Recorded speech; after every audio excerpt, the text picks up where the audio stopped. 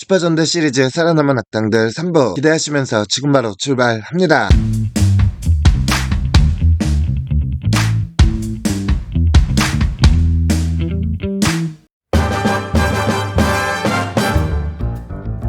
도그라니오의 야부는 궤도전대, 루팡레인저대, 경찰전대, 페트레인저의 등장. 악역 페트레인저 사이드의 최종 보스고 자미고 델마와 더불어 본작의 양대 최종 보스다. 11화에서 계속해서 덤비는 페트레인저들을 컬렉션 파워로 왼팔에 건틀릿을 장착해 순식간에 털어버리고 우판 X로 변신해 사슬을 끊으려 달려든 노엘 역시 지팡이에서 활을 뽑아 갑옷에 썰어버리고는 컬렉션 파워로 번개 공격을 시전해 순식간에 쓰러뜨린다. 요 광장에서 폐허가 된 도시를 바라보며 언제부턴가 잔뜩 깽받쳐놨고 다음엔 좀 더 시끌벅적한 곳에서 날뛰어야겠어라고 독백한 후 다시 덤벼오던 페트레인저를 컬렉션 파워로 그림자를 늘려 묶은 후 하얀 바위를 도착해서 끝장내려 하나 갑자기 컬렉션 파워가 전부 사라지며 바위가 소멸하고 여 그림자 숲밭도 풀리면서 당황한다. 알고 보니 금고 안에 있던 루팡레인저에 의해 루팡 컬렉션이 다 털린 것이다. 그 전에 미리 카이리가 코코레에게서 컬렉션북을 받아왔고 루팡 버클로 공중에 떠다니던 컬렉션들을 하나하나 낚아채서 코코레의 컬렉션 창고로 전송한다. 결국 컬렉션이 없어지자 본체의 사슬을 전개 2차전으로 돌입하지만 오히려 본체의 사슬이 약점으로 취급받아 사슬을 붙잡혀 내던져 지고는 실제 사격에 속수무책으로 당한다. 문제에 몰린 도그라니오는 다시 한번 톱니칼날 공격을 시전하지만 페트렌 3호의 시저 부스트로 공격이 전부 막히고 페트렌2호의 매직 부스터와 K27호의 도움으로 강화한 슈퍼 페트렌 X의 공격에 속수무책으로 당한다. 있을 수 없는 일이라며 당황했지만 늙어서 힘을 잃은 몸이 생각 이상으로 컬렉션 파워에 의존하고 있었다는 것을 웰이 지적하자 부정한다. 와중 그 스트라이커가 사이렌 스트라이커를 가져오고 그대로 끝날 순 없다며 지팡이의 파괴 광선을 최대 출력으로 맞춰놓아 최후의 일격을 날리지만 슈퍼 페트렌 1호의 최대 출력 포격에 밀리다가 공격 직전에 쇠사슬을 전신에 둘러 방어막을 형성해서 슈퍼 페트렌 1호의 공격을 버텨냈지만 완전히 막아내지는 못해서 결국 쓰러진다. 하지만 그럼에도 기어이 금고를 열지 않고 오히려 자신을 죽이라고 페트레인저에게 강요한다. 이에 망설이는 페트레인저를 본 힐톱은 자신이 책임질 테니 도그라니오를 없애라고 하지만 K27호는 그것을 거부하고 VS 체인저로 머리를 쏴 도그라니오를 무력화. 이 페트레인저에 의해 슈퍼대여 국제경찰 일본 지부의 지하 감옥에 자신의 금고를 감싸던 사슬로 대리석에 몸이 꽁꽁 묶인 상태로 감금당한다. 한달 루팡레인저의 소중한 사면이 2대 루팡레인저가 되어 제파 스트라이커를 코코레의 컬렉션북으로 전송. 도그라니오의 몸을 조종해서 금고를 강제로 열어버려 금고 안에 있던 루팡레인저를 구출해낸다. 그때 루팡레인저들이 2대 루팡레인저들과 감격의 제외를 할 때 뒤에서 가만히 멍 때리면서 구경하는 것으로 출연 종료.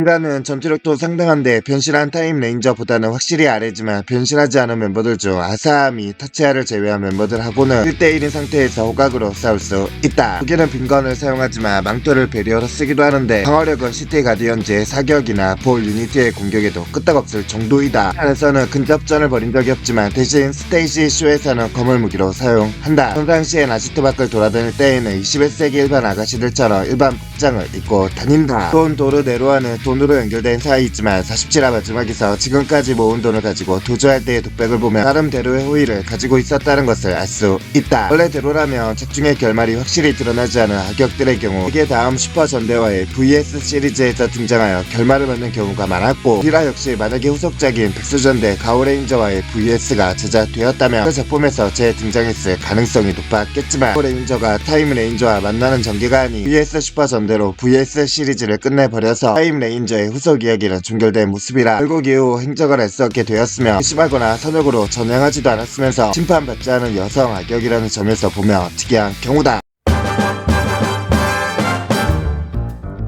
신은 젠카이즈의 세계를 비롯한 모든 평행 세계를 창조한 신이다. 그전까지 본작의 흑막으로 여겨졌던 기계는 이제부터 그의 숙주로서 이용당하고 있었다. 조종하에서 고시키다 카이토의 세계의 사람들은 평행 세계에 대한 기억을 전부 잃어버린 채 평화롭게 살고 있었다. 그러다 카이토가 지금까지의 일을 어렴풋이 기억하기 시작했고 동료들을 찾기 시작하자 카이토의 내면 속에서 카이토의 모습으로 등장한다. 요토지 텐트에 협력한 이유를 설명하는데 평행 세계가 너무 많아져서 단칼에 정리하려고 다짐하다 왔죠. 이제 로데가 평행 세계를 봉해 봉인하는 토지로 기어를 개발한 것. 창조 소멸밖에 불가능하던 본인과 달리 세계를 봉인할 수 있는 도구가 자신의 창조물에 의해 만들어지자 기발하다는 생각에 토지로 기어로 세계를 전부 봉인하되 재밌는 물건을 만들어줘 이토피아만을 유일하게 봉인하지 않으려고 개개의 몸으로 협력한 것이었다. 그러나 카이토의 세계는 토지로 기어가 되는 대신 이토피아와 융합하는 사태가 벌어졌고 이에 흥미를 느낀 신은 두 세계 중 어떤 세계를 토지로 기어에 가두지 않는 유일한 세계로 남길지 저울질을 하다가 결국 카이토의 세계만 남기기로 결심한 것이다. 카이토가 그 평행 세계들에도 지금은 사람들이 살고 있는 소중한 세계이니 돌려내라라고 일갈하자 그 세계가 너희 부모님을 납치했는데도 라고 도발하나 그건 그 세계가 나쁜 게 아니 그런 사람이 있었을 뿐이라며 뜻에 굽히지 않는 카이토에게 신을 이기면 토지로 기어 제조 장치가 있는 장소를 알려주겠다는 조건을 걸고 젠카이저로 변신해 카이토와 싸우게 된다. 처음에는 맞성아까로 싸우다 슈퍼 젠카이저로 변신해 밀어붙이지만 카이토가 내면에 있는 동료들의 모습을 투영하여 반격하게 된다. 결국 둘째 나머지 가위바위보로 승부를 결정하기로 하는데 여기서 신은 바위 카이토는 벌을 내면서 패배한다. 하지만 그럼에도 분한 감정보다는 카이토를 보면서 속으로는 세계를 그대로 냅두고 싶었을지도 모르겠다라고 말하며 앞으로도 자신이 창조한 그리고 앞으로 창조할 세계를 모두 소중히 여기겠다고 약속하고는 카이토에게 토지로 기어 제조장치의 위치를 알려준 뒤로 아무 피해 없이 물러갔다. 그리고 카이토는 신이 알려준 대로 전력전개 캐논으로 토지로 기어 제조장치를 파괴해 모든 평행세계를 다시 해방시켜 동료들과 다시금 제외하게 된다.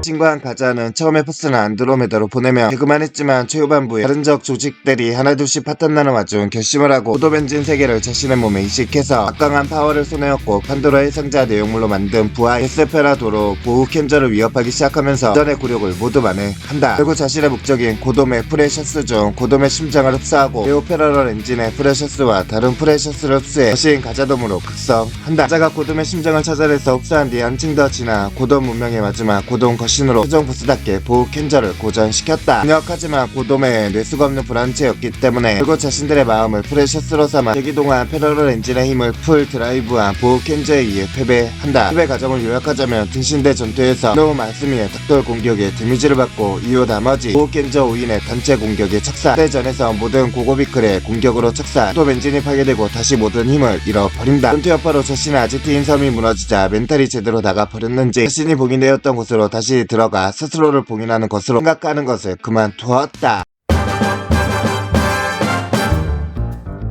는 파괴실을 만드는 것은 번거로우니 그냥 자기가 세계를 멸망시키겠다며 공개로 도시를 파괴하고 사람들도 공격하던 중 달려온 퀸과 고우와 싸우게 됐고 그러는 동안 환상 속의 임수전에서 3관마의 수행을 받으면서 경이롭게 임수권을 사용하게 된 기키레인저 3인방이 나타나 그들에게 신나게 맞다가 마지막에 기키레인저가 3관마에게 직접 배워온 수권 비기 통곡판에 당해 결국에는 봉인되는 최후를 맞는다. 먼저 죽을 리오는 복수를 위하여 3명에게 임기를 넘긴다는 자신에게 가능한 최후의 수단을 준비했고 그걸 받은 장은 3관마에게 궁극 비전임기 통곡관을 전수받아 돈을 봉인시키면서 장은 리오의 복까지 목표를 이루었고 리오 또한 자신만의 방법으로 목표를 이뤄낸 셈이다. 갤러시트를 쓰레기장에 대형 쓰레기로 버려져 있다가 마침 쓰레기를 버리러 온 아줌마에게 살아있다는 이유로 음식물 쓰레기 취급당하기도 했다. 쓰리에 빠져있다 멀리서 날아온 문어빵 냄새에 혹해서 배가 고픈 나머지 주인이 자리를 비운 사이 이걸 훔쳐먹다 걸려버리고 그 눈물나는 행적에 동정심을 여긴 문어빵 가게 주인의 권유로 그의 애완동물이 된다. 그리고 그의 애완동물로서 충실히 생활하다 행동대장 샌들에게 습격을 받는데 문어빵을 먹으러 나온 고카이저가 구해주면서 문어빵 집의 영업주가 되기 위하여 제자로 들어가려고 한다. 하지만 문어빵 가게 주인의 어머니가 반대해서 난향을 겪고 있는데 행동대장 샌들과의 전투에서 문어빵집 주인의 어머니를 온몸을 바쳐 구하면서 어머니에게 인정을 받고 새로 둘이 결혼하여 온천집을 하며 살게 된다. 역시 개그 캐릭터 보자. 바로 마지막에 문어빵집 주인의 어머니의 태도를 보면 아이도 생겼다는 뉘앙스를 풍긴다. 이저도 고전한 장가그 바주카를 직격으로 맞고도 멀쩡한 걸 본 조 깁케는 실은 강한 녀석일지도 모른다고 평가했다. 그렇게 역대 행동대장 중 유일하게 생존한 인물이 되었다.